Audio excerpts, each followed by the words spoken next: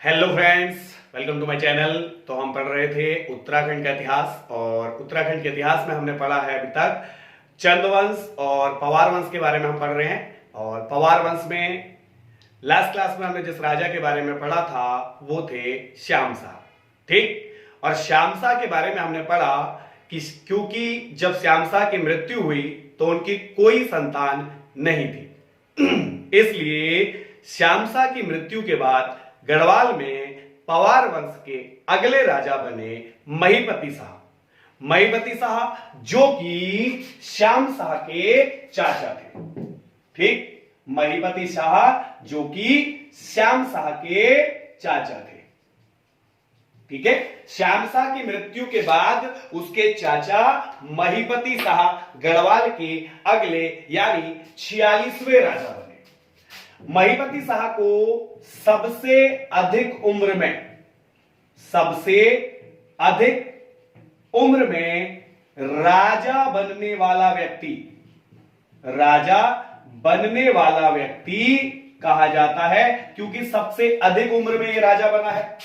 ठीक, कौन? महिपति शाह। ठीक है, इसके अतिरिक्त महिपति शाह को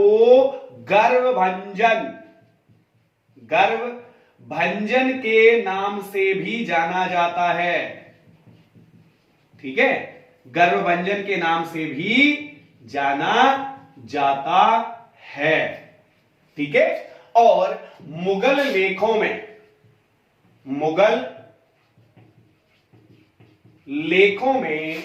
महिपति शाह को अक्खड़ राजा बताया गया है। मुगल लेखों में महिपति शाह को अक्खड़ राजा बताया गया है, क्योंकि महिपति शाह ने शाहजहां के राज्याभिषेक में भाग नहीं लिया था। गढ़वाल के राजा को शाहजहां के राज्याभिषेक का आमंत्रण प्राप्त हुआ, किंतु गढ़वाल की ओर से किसी ने भी भाग नहीं लिया शाहजहां के राज्याभिषेक में। इसलिए मुगल लेखों में महिपति शाह को एक अक्खड़ राजा बताया गया है। ठीक, सेनापति महिपति शाह के 3 सेनापति हुए, जिसमें एक है रिखोला लोधी, दूसरे सेनापति थे माधव सिंह भंडारी जो कि महिपति शाह के सेनापति रहे, और एक सेनापति इनके रहे बाद में बनवारी दास। ठीक है, 3 सेनापति महिपत शाह के समय में रहे, रिखोला लोधी, माधव सिंह भंडारी और बनवारी दास। ठीक है, 3 सेनापति थे। देखिए, इसके पीछे के राजाओं ने यानी मानसा और श्यामशाह ने दापा पर आक्रमण कर दापा को विजित किया। महिपति शाह के समय में दापा में विद्रोह हो गया। महिपत शाह के समय में दापा पर विद्रोह हो गया। तिब्बतियों ने दापा को पुनः गढ़वाली राजा के अधिकार से छीन लिया। तो तिब्बत में जब विद्रोह हुआ महिपत शाह के समय में, तो महिपति शाह ने तिब्बत में 3 अभियान चलाए। 3 बार तिब्बत पर आक्रमण किया महिपति शाह ने। ठीक है, तिब्बत पर 3 बार आक्रमण किया। किसने? महिपति शाह ने 3 अभियान चलाए, लोधी, रिखोला और माधव सिंह भंडारी के नेतृत्व में।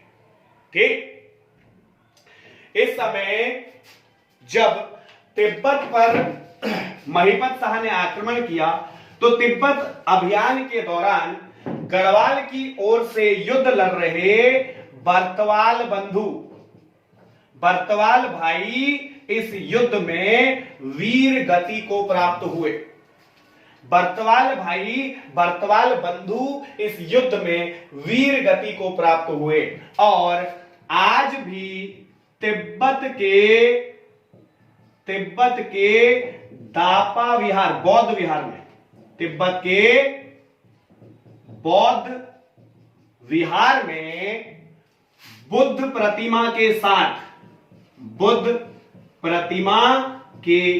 साथ बर्तवाल बंधुओं की तलवारें भी रखी गई हैं, बर्तवाल बंधुओं की तलवारें भी वहां रखी गई हैं और बुद्ध प्रतिमा के साथ साथ इन बर्तवाल बंधुओं की तलवारों की भी वहां पूजा की जाती है। ठीक है, इस युद्ध में वीरता पूर्वक लड़ते हुए महिपत शाह के पहले दापा अभियान के दौरान वीरता पूर्वक लड़ते हुए बर्तवाल बंधु वीर गति को प्राप्त हुए और बर्तवाल बंधुओं की तलवारें आज भी दापा विहार में रखी गई है, बौद्ध विहार में रखी गई है, जहां बुद्ध प्रतिमा के साथ साथ इन तलवारों की भी पूजा की जाती है आज। ठीक है, इसके अतिरिक्त महिपत शाह ने इसके बाद यानी कि जब बर्तवाल बंधुओं की यहां हत्या हो गई तो माधव सिंह भंडारी को भी भेजा। माधव सिंह भंडारी को भी कहां भेजा? दापा अभियान पर भेजा। माधव सिंह भंडारी को दापा अभियान पर भेजा और दापा अभियान के तहत माधव सिंह भंडारी ने गढ़वाल व तिब्बत की सीमा को ठीक किया, क्योंकि इस समय तिब्बती आक्रमणकारी या तिब्बती विद्रोही जो थे वो गढ़वाल की सीमा तक घुस चुके थे और गढ़वाली सेना बहुत बुरी तरह से इसमें मारी गई थी। तो माधव सिंह भंडारी ने जाकर गढ़वाल और तिब्बत की सीमा का निर्धारण किया और वहां गढ़वाल तिब्बत की सीमा पर चबूतरे बनवाए। गढ़वाल तिब्बत की सीमा पर चबूतरों का निर्माण करवाया माधव सिंह भंडारी ने और आज भी माधव सिंह भंडारी के द्वारा बनाए गए चबूतरे गढ़वाल और तिब्बत की सीमा पर मौजूद हैं। ठीक है, तो माधव सिंह भंडारी जिन्हें दापा अभियान पर भेजा गया तो उन्होंने गढ़वाल और तिब्बत की सीमा को ठीक किया, वहां पर सीमा का निर्धारण किया और चबूतरे वहां पर बनवाए जो आज भी उनके अवशेष वहां पर उपस्थित है, मौजूद है।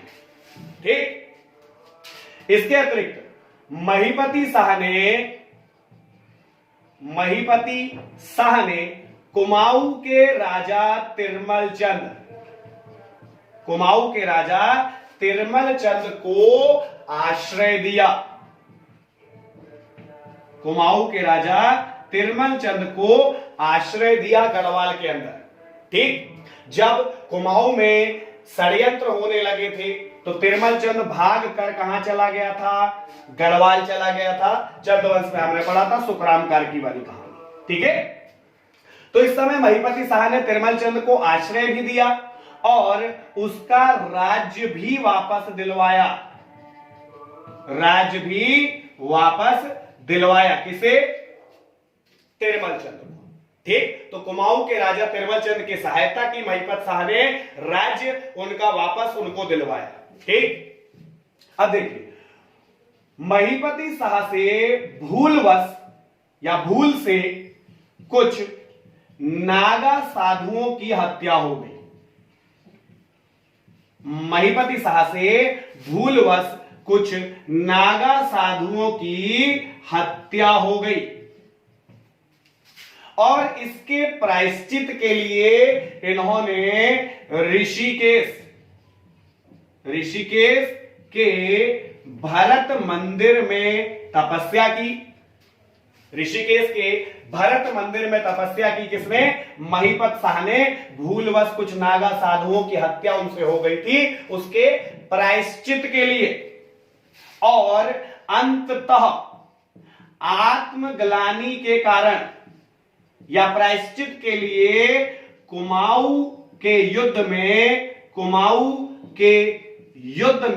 अपने प्राणों का त्याग कर दिया। कुमाऊं के युद्ध में अपने प्राणों का त्याग कर दिया। देखिए, गलती से महिपत शाह से कुछ नागा साधुओं की हत्या हो गई। इस हत्या के प्रायश्चित के लिए महिपत शाह ने ऋषिकेश के भरत मंदिर में तपस्या भी की और बाद में जबरदस्ती कुमाऊं के राजा से बेवजह का युद्ध मोल लिया और उस युद्ध में अपने प्राणों का बलिदान महीपति शाह ने दे दिया। ठीक। महीपत शाह के विषय में महीपत शाह के विषय में मौलाराम कहते हैं, मौलाराम लिखते हैं और वो महीपत शाह को क्या बोलते हैं? महाप्रचंड भुजदंड शब्द का प्रयोग किया जाता है। किसके लिए? महीपत शाह के लिए। तो मौलाराम ने महीपति शाह को महाप्रचंड भुजदंड कहा है। ठीक है। तो महीपति शाह कुमाऊं के युद्ध में इन्होंने अपने प्राणों का त्याग दे दिया, तिरमल चंद के साथ बेवजह का युद्ध लड़ा। किस लिए? अपने प्राणों का युद्ध में बलिदान देने के लिए तिरमल चंद से इन्होंने बेवजह का युद्ध लड़ा और अपने प्राणों का त्याग कर दिया। ठीक। और कारण था नागा साधुओं की हत्या का प्रायश्चित। ठीक है। अब देखिए, थोड़ा सा देखते हैं माधव सिंह भंडारी के बारे में। माधव सिंह भंडारी जो कि महीपत शाह के सेनापति रहे और महीपत शाह की मृत्यु के बाद रानी कर्णावती के सेनापति भी रहे। ठीक। माधव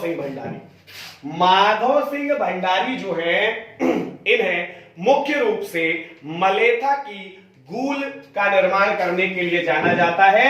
माधव सिंह भंडारी का जन्म मलेथा टिहरी में हुआ।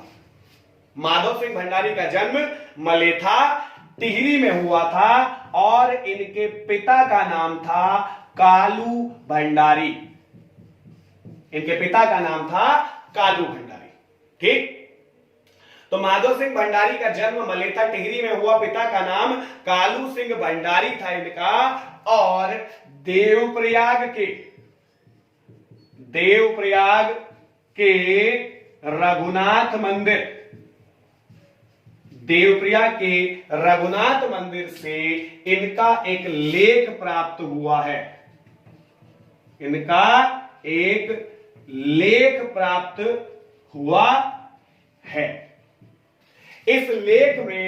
इस लेख में माधव सिंह भंडारी की पत्नी मथुरा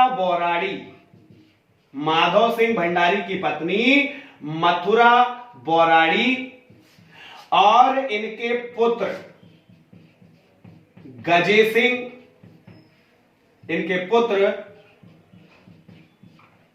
सिंह और पौत्र यानी कि पोते, इनकी पत्नी मथुरा बोराड़ी, पुत्र गजे सिंह और पौत्र अमर सिंह का उल्लेख है। किसमें? देवप्रयाग के रघुनाथ मंदिर से जो इनका एक लेख प्राप्त हुआ है, उस लेख में इनकी पत्नी मथुरा बोराड़ी, पुत्र गजे सिंह और पौत्र अमर सिंह का उल्लेख हमें प्राप्त होता है। ठीक है। सॉरी, पत्नी नहीं, यहां पे पुत्र वधु यानी इनके बेटे की पत्नी मथुरा बोराड़ी का उल्लेख हमें वहां पे मिलता है। ठीक है। तो माधव सिंह भंडारी के पुत्र गजे सिंह, पुत्र वधु मथुरा बोराड़ी। ठीक है। पुत्र वधु, गलती से पत्नी बोल दिया। पुत्र वधु मथुरा बोराड़ी और पोते अमर सिंह का उल्लेख मिलता है देवप्रयाग के रघुनाथ मंदिर से जो इनका लेख प्राप्त हुआ है उसमें। क्लियर। इसके अतिरिक्त माधव सिंह भंडारी ने निर्माण किया मलेथा की गूल का। ठीक है। देखिए, मलेथा जो गांव है, टिहरी का जो मलेथा गांव था, उस मलेथा गांव के पास में एक पहाड़ी स्थित थी जिसका नाम था छेड़धार पहाड़ी। ठीक है। एक पर्वत, एक पहाड़ी जिसका नाम है छेड़धार पहाड़ी। इस पहाड़ी के इस तरफ मलेथा गांव था और पहाड़ी के दूसरी ओर एक नदी बहती थी जिसका नाम था डांगर नदी। पहाड़ी के उस पार जो नदी बहती थी उसका नाम क्या था? डांगर नदी इसका नाम था, या चकमा नदी के नाम से भी इसको जाना जाता था। ठीक है। तो छेड़धार पहाड़ी के इस तरफ मलेथा गांव और इस तरफ डांगर या चकमा नदी, डांगर या चकमा नदी। और मलेथा में डांगर नदी से इस पहाड़ी को काटकर डांगर नदी से मलेथा गांव तक गूल का निर्माण करवाया था माधो सिंह भंडारी ने। ठीक है, इस क्षेत्र में सिंचाई की सुविधा उपलब्ध कराने के लिए डांगर नदी से के पास जो पहाड़ी थी, छेड़धार पहाड़ी, इस पहाड़ी को काटकर एक गूल का निर्माण माधव सिंह भंडारी ने कराया। तो इसीलिए मलेथा की गूल के निर्माण के लिए जाना जाता है माधव सिंह भंडारी को। ठीक, इसके अतिरिक्त सिर्फ इतना ही नहीं, माधव सिंह भंडारी ने अपने पुत्र गजे सिंह का बलिदान भी दे दिया इस गूल की सफलता के लिए। किस लिए?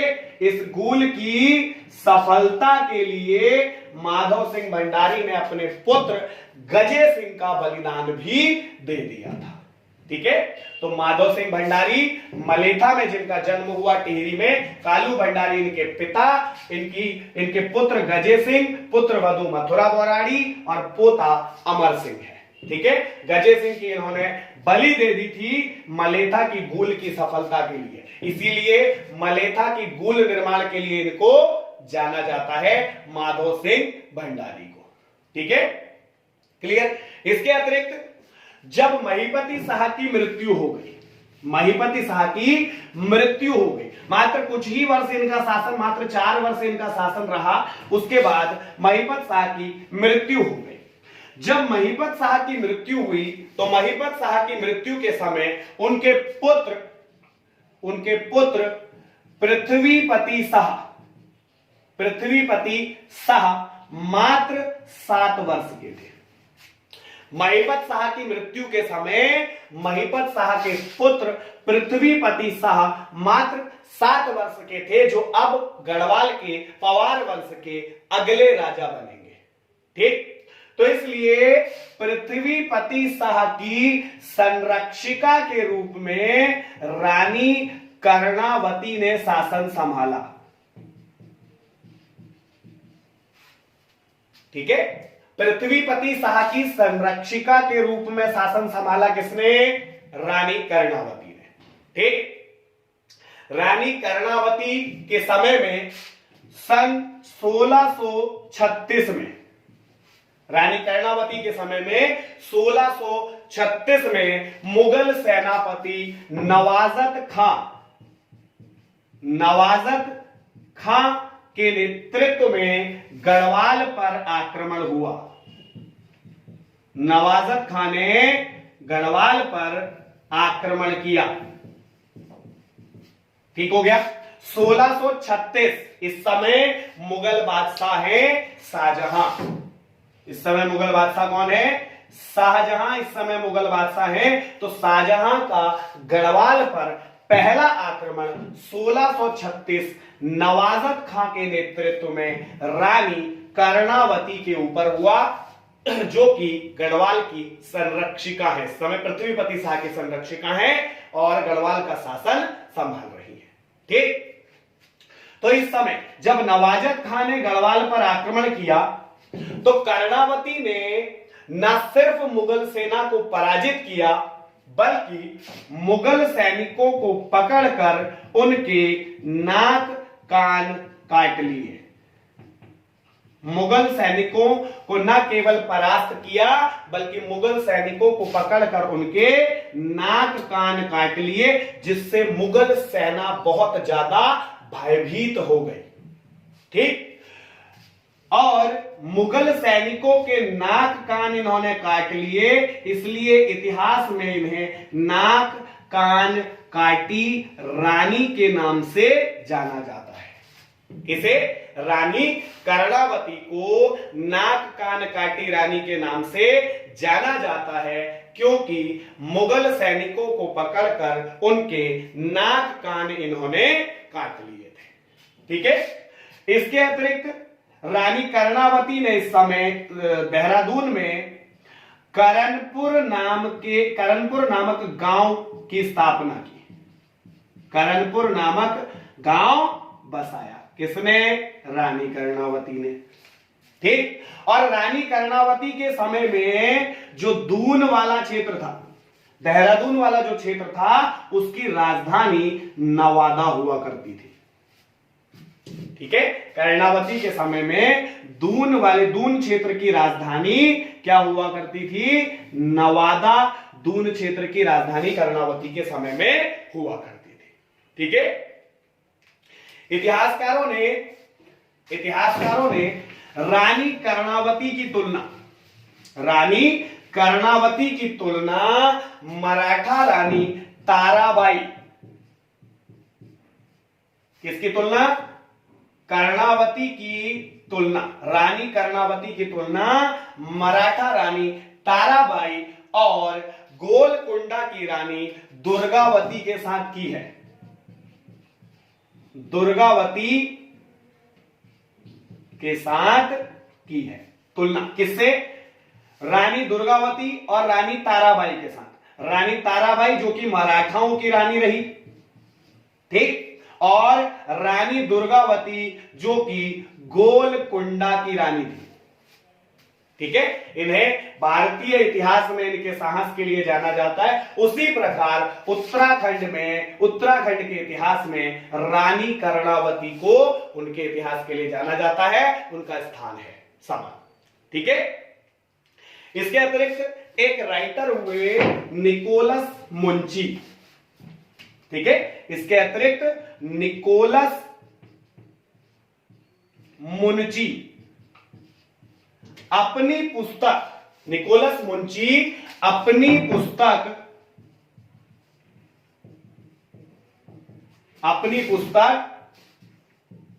स्टोरियो टू मोगोर नाम की पुस्तक निकोलस मुंची ने लिखी है। और इस पुस्तक में निकोलस मुंची ने रानी कर्णावती को साक्षात दुर्गा कहा है। साक्षात देवी दुर्गा कहा है रानी कर्णावती को। किसने? निकोलस मुंची ने। तो निकोलस मुंची जिन्होंने एक पुस्तक लिखी जिसका नाम है स्टोरियो टू मोगोर